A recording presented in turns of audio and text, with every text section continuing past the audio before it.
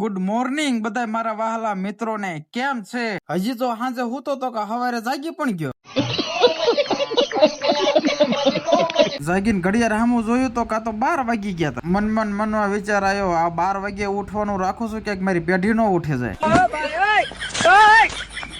પીસડો લઈને મળ્યો દાંતને સાફ કરવા. દાંત કે બસ લ્યો ખમા કરો હવે. પીસડો ગહીને પાછો હોઈ ગયો. પેઢીનું જે થાવું હોય એ થાય.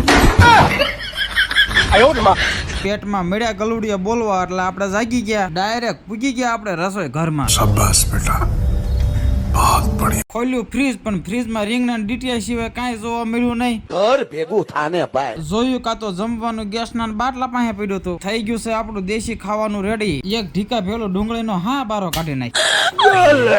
લીધું શાક થાળીમાં અને પછી સોળે નાખ્યા બાજરાના 5 રોટલા. નાનો અમથો પાડો મરી જાય એટલું ખાઈ ગયો. અચ્છા ઠીક હે.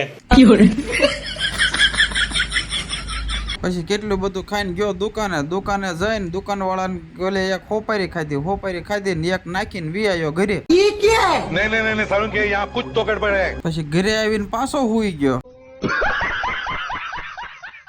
કેવો લાગ્યો વ્લોગ? બધા લાઈક, કોમેન્ટ અને સબસ્ક્રાઇબ કરી દેજો. ફરી મળશું બીજા વ્લોગમાં. ત્યાં સુધી રાહ જોવો. Tata, bye bye.